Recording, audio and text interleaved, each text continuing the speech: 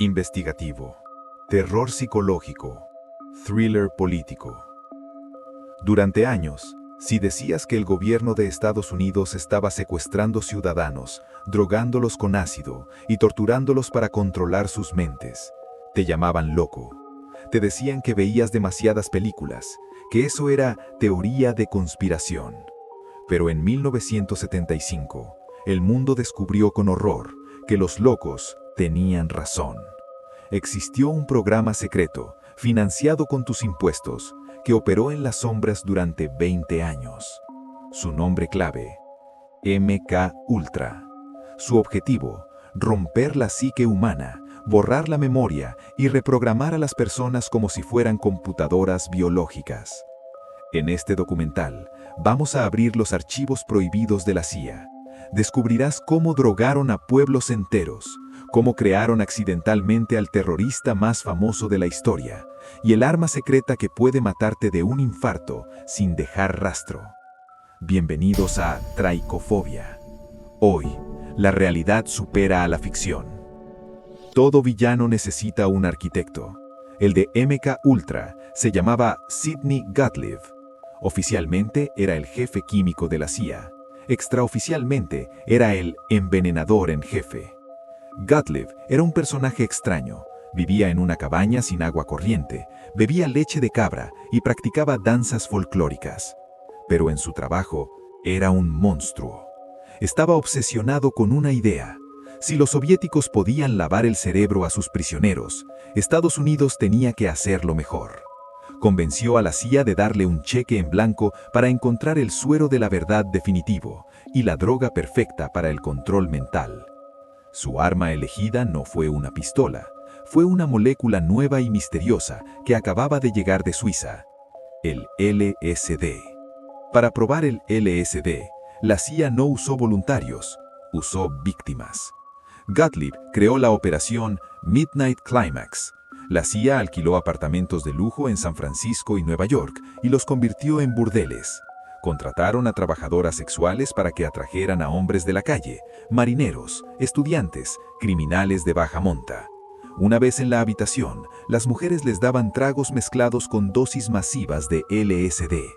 Mientras los hombres alucinaban y entraban en pánico, los agentes de la CIA estaban sentados detrás de un espejo falso, bebiendo martinis y tomando notas. ¿El objetivo científico? Ninguno. Era puro voyerismo sádico financiado por el gobierno. Querían ver cómo reaccionaba una persona normal cuando su realidad se derretía sin previo aviso. Lo llamaron investigación de campo, pero fue una fiesta de tortura que duró una década. Pero los burdeles eran un juego de niños comparado con lo que pasó en Canadá. La CIA financió en secreto al psiquiatra más prestigioso del mundo, el Dr. Ewen Cameron. Cameron tenía una teoría llamada despatronización. Creía que para curar la esquizofrenia, primero tenía que borrar la mente del paciente por completo, dejarla en blanco y luego reconstruirla. Sus métodos eran medievales.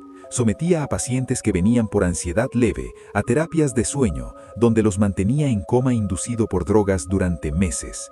Les aplicaba electrochoques 40 veces más potentes de lo normal, y su técnica favorita, la conducción psíquica.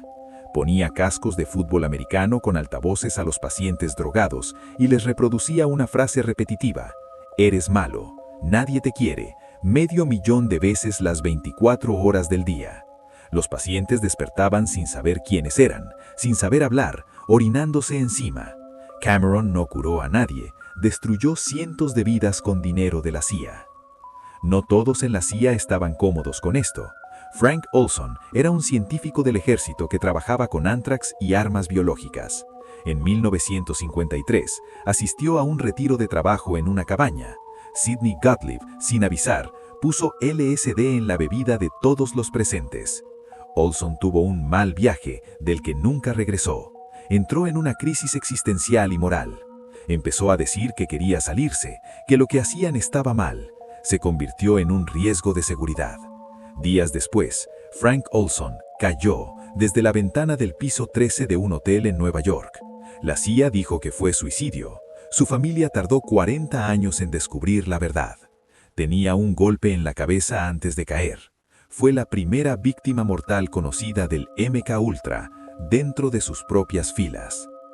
El legado más oscuro de MKUltra no son las víctimas que murieron, sino los monstruos que crearon.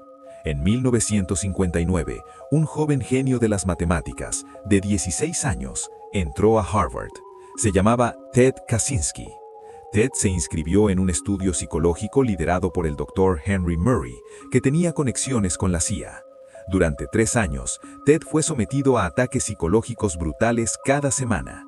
Le pedían escribir ensayos sobre sus sueños y esperanzas, y luego usaban esos escritos para humillarlo, burlarse de él y destrozar su ego, todo mientras grababan su reacción de ira impotente mientras lo grababan. El objetivo era romper su personalidad, y lo lograron. Ted Kaczynski, después de graduarse, se aisló del mundo, se fue a vivir a una cabaña sin luz ni agua, y empezó a enviar cartas bomba a universidades y aerolíneas. El mundo lo conoció como el Unabomber. La CIA buscaba un arma humana, y vaya si la consiguieron. El Unabomber no fue el único criminal famoso tocado por el programa. En una prisión en Atlanta, la CIA experimentó con presos a cambio de reducir sus sentencias. Uno de ellos era James White Bulger, quien luego se convertiría en el jefe de la mafia más temido de Boston, la inspiración para la película The Departed. Bulger recibió LSD puro 50 veces consecutivas. Años después, escribió en sus diarios que sentía que su cabeza se derretía, que veía las caras de sus compañeros transformarse en calaveras. Dijo que esos experimentos lo volvieron incapaz de dormir y le quitaron cualquier rastro de empatía. La CIA convirtió a un ladrón de bancos en un psicópata violento. Todo esto salió a la luz en 1975, gracias al Comité Church del Senado. Durante las audiencias, la CIA tuvo que revelar sus juguetes. El director de la CIA, William Colby, trajo una pistola especial a la sala. No disparaba balas, disparaba un dardo de hielo congelado mezclado con toxina de mariscos. El dardo se derretía al entrar en el cuerpo, dejando solo un punto rojo minúsculo, como una picadura de mosquito. La toxina causaba un infarto masivo inmediato y desaparecía del sistema. En una autopsia, era imposible de detectar. Parecía muerte natural. La CIA tenía el poder de matar a cualquier persona, en cualquier lugar, y hacerlo parecer un accidente de salud. ¿Qué tantas veces la usaron? Nunca nos lo dijeron. Si esta historia te parece incompleta, es porque lo está. En 1973, 2 años antes de las audiencias, el director de la CIA, Richard Helms, olió el peligro. Ordenó la destrucción total de todos los archivos relacionados con MKUltra. Miles de documentos fueron triturados y quemados. Lo que sabemos hoy es gracias a un error burocrático, unas pocas cajas de documentos financieros que se guardaron en el edificio equivocado y se encontraron en 1977. Solo conocemos lo que estaba en los recibos de pago. No sabemos los nombres de todas las víctimas. No sabemos cuánta gente realmente murió. Y lo más inquietante, no sabemos si el programa realmente terminó o simplemente le cambiaron el nombre. El proyecto MKUltra nos enseña una lección brutal.